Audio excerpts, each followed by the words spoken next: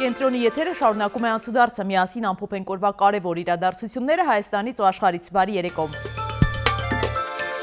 Իրանական անօթաչուների հարվածը Նախիջևանի օդանավակայանին կամ նախազգուշացում է, կամ զգուշացում, կամ սադրանք։ Ի վերջո, բոլորովին անիրական կամ անհնարին չէ, որ անօթաչուն ռադիոէլեկտրոնային պայքարի միջոցներով շեղեին որևէ այլ ուղղությամբ։ Ավելին մեծ հարց է, թե կարող են արդյոք լինել իրանական անօթաչուների նմանակներ, գրում է քաղաքական վերլուծաբան Հակոբ Բադալյանը։ Նախ իրանական բալիստիկ հրթիռի միջադեպը Թուրքիայում, իսկ հետո Նախիջևանում։ Այնինչ չստացվեց թուրքական ուղղությամբ, արդյոք փորձ է արվում ստանալ Ադրբեջանի մասով, այլ կերպ ասած Ադրբեջանի ներգրավում Իրանի դեմ ակտիվ գործողությունների։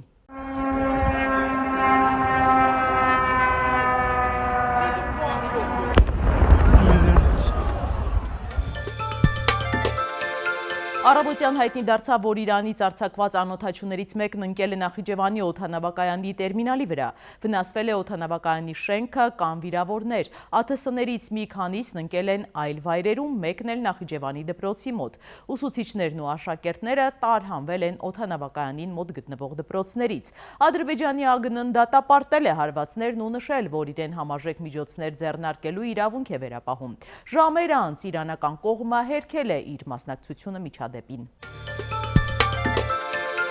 Ավելի ուշ Ալիևի գլխավորությամբ անվտանգության խորհրդի նիստ է կայացել։ Իրանական կողմը պետք է բացատրություն տա Ադրբեջանին և ներողություն խնդրի, ասել է Ալիևը։ Նախիջևանի դեպքերը որակել է ահաբեկչական ակտ։ Նա հանձնարարել է պատրաստվել և իրականացնել պատասխան գործողություններ։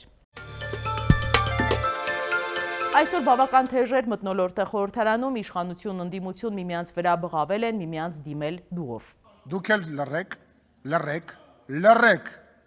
կլռեք, երբ որ ասում եմ լռեք, ուրեմն պետք է լռեք։ Սա ազգային ժողովի նիստերի դահլիճն է, ձեր հայաթը չի։ Դուք ելեք մնա, այդ ինչ խոսալու ձև է։ Մի հատ հլը վերջացրեք այս սկանդալներ սարքելը։ Պարոն Ղազարյան, մի հատ լռեք դուք։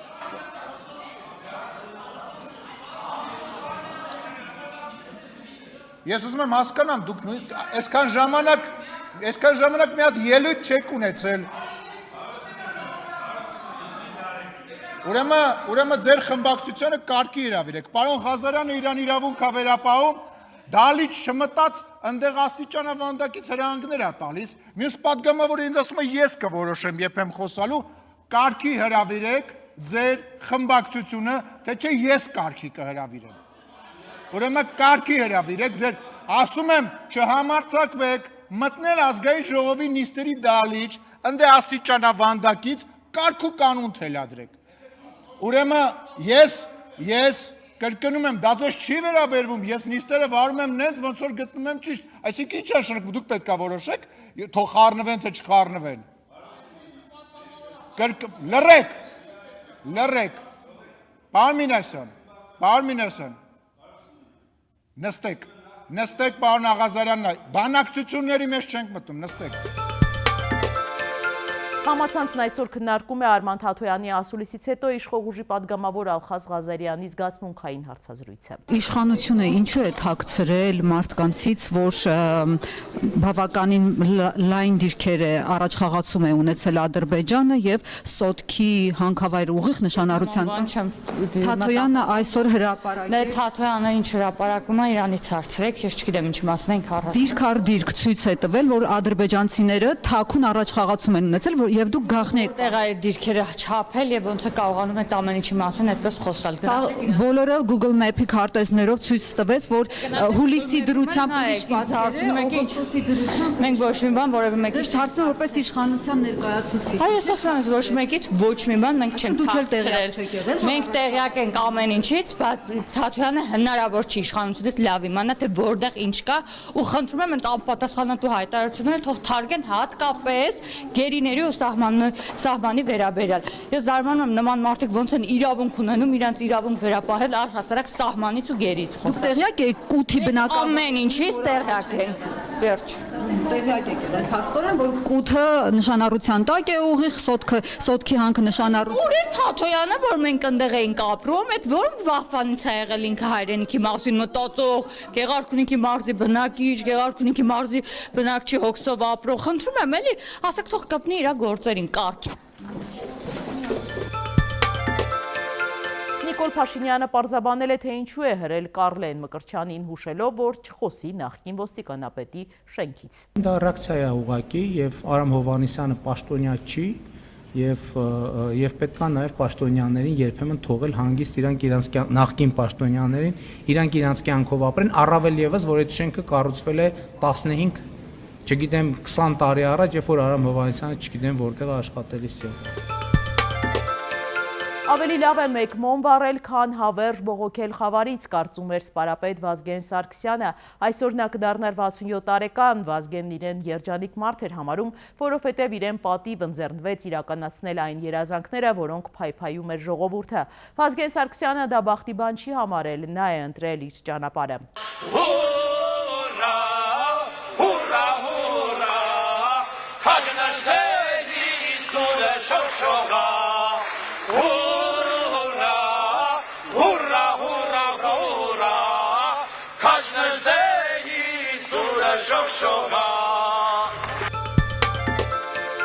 Վազգեն Սարգսյանի ծննդյան առիթով եռաբլուր են այցելել ԵԿՄ անդամները, լրագրողների հետ զրույցում Սասուն Միքայելյանը հայտարարել է, որ Նիկոլ Փաշինյանը հոյակապ արտաքին քաղաքականություն է վարում։ Նիկոլ Փաշինյանը արտաքին քաղաքականությունն է հոյակապ վարում է, որ այսօր մեր երկրում այս պահին խաղաղությունն է։ Պատկերացրեք, եթե արտաքին քաղաքականությունը նորմալ չվարվեր, ինչ վիճակում կլներ Հայաստանի Հանրապետությունը։ Լինելու իր աշխարհագրական դիրքով էլ չմանրանամ, ու մտածում մենք շրջափակված։ Արշակ Սեփազյանը կալանքից անհապաղ ազատ է արձակվել, Վերաքննիչ դատարանի դատավոր Նիկ Օղոսյանի որոշմամբ, գրում է փաստաբան Արսեն Բաբայանը։ Արշակ արքեպիսկոպոսը կալանքի տակ էր 2018-ին ամենայն հայոց կաթողիկոսի դեմ Նոր Հայաստան, Նոր Հայրապետ շարժման ակցիայի մասնակիցներից մեկի պայուսակում թմրամիջոց դնելու մեղադրանքով։ Միասին թերթենք մամուլի էջերը։ Հրապարակը գրում է, տևական դեգերումներից հետո ՔՊ-ում գտել են հունիսի 7-ի համապետական ընտրությունների իրենց նախընտրական քարոզարշավի կարգախոսը, չնայած այդ մասին չեն թմբկահարում։ Սակայն այդ կարգախոսով պաստառներն արդեն մի քանի շաբաթ է տեղ են գտել Հայաստանի քաղաքների փողոցներում։ Խոսքը կապույտ ֆոնին գրված ընդամենը մեկ բառի՝ խաղաղության մասին է, որի տակ Փաշինյանի մատներով ցուցադրվող սրտիկ նշանն են նկարված։ Մեզ պատմեցին, որ ՔՊ ակտիվում միանշանակ չեն ընդունել մեկ բառանոց կարգախոսը, այլ տարբերակներ են առաջարկել, սակայն ըստ ամենայնի ՔՊ-ում հասկացել են, որ ինչ միտք էլ գրեն պաստառին, իրենց թիրախավորելու են, ուստի նախընտրել են կարճ կոնկրետ մի բառով հանդես գալ, որը իրենց կարծիքով անխոցելի է։ Հրապարակում նաև կարդում ենք, մեր տեղեկություններով ՔՊ ֆրակցիային հրահանգ է իջել այսուհետ բոլոր հարթակներից խոսել անցած 8 տարիների ընթացքում կառավարության արած գործերի մասին, հնարավորինս դրանք թմբկահարել։ Քաղաքացիներին անընդհատ ցույց տալ, թե ինչեր են արել իրենք։ Խորհրդարանում կառավարության հետ հարցուպատասխանել 3 նախընտրական քարոզարշավ էր հիշեցնում, որի ընթացքում ԿՊԱ-ական երեսփոխանները նախապես համաձայնեցված հարցերով կառավարության անդամներին մղում էին ինքնագովեստի, թե որքան ահռելի աշխատանքներ են արել դպրոցաշինության, ճանապարհների կառուցման եւ այլ ոլորտներում։ Մեկը մյուսին լրացնելով փորձում էին տպավորություն ստեղծել, թե գործ ունենք ոչ թե ավերիչ, այլ արարիչ իշխանությունների հետ։ Ոմանք այնքան էին մտել դերի մեջ, որ չլսելով կառավարության անդամի պատասխանները, պատասխանից չբխող արձագանք էին հնչեցնում։ Օրինակ Ջուլիետա Ազարյանն Արարատ Միրզոյանին շանս էր տվել խոսել Մերձավոր Արևելքի պատերազմով պայմանավորված տարբեր երկրներում մեր հայրենակիցների տունդարձի մասին։ Միրզոյանն էլ հատ-հատ թվարկեց, թե որ երկրում որքան հայ կա, ինչ խնդիրներ ունեն, ասաց բոլորին օգնել են, հոգացել, որ ավտոբուսներով հասնեն Օման։ Այնտեղից վերադառնան հայրենիք եւ գործընթացը շարունակվում է։ Տիկին պատգամավորն արձանագրեց, թե իրականությունից փաստորեն հեռու են մամուլում տեղ գտած վերնագրերը, որ այս օրերին մեր հայրենակիցները ստիպված են մի քանի անգամ թանկ ավիատոմսեր գնել վերադարձի համար։ Կառավարությունն այդ հարցերը հոգում է։ Միրզոյանը հակադարձեց, թե ինքը նման բան չի ասել եւ կրկնեց, թե խոսքն ավտոբուսներով տեղափոխման մասին է։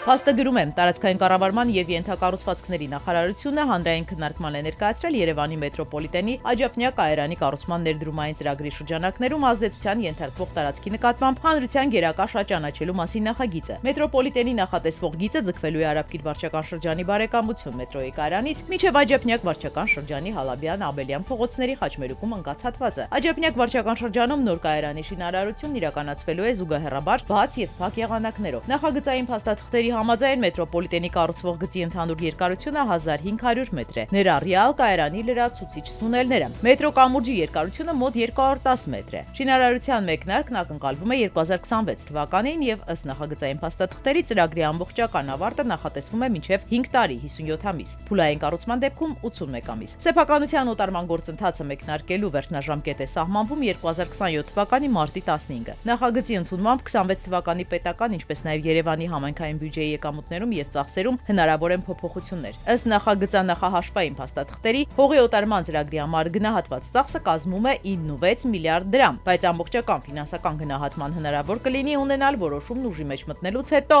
գույքերի նկարագրության, կազմման եւ գնահատման աշխատանքներն օրենսդրությամբ սահմանված կարգով իրականացնելու արդյունքում։ Եվ եղանակ վաղ ժամանակ առ ժամանակ սպասվում է կարճատև անձրև, ջերմաստիճանը կնվազի 5-ի, շամսի 9-ին նույնքան կբարձրանա։ Հետևեք անցուդարձին ամեն երեկո։ Ցտեսություն։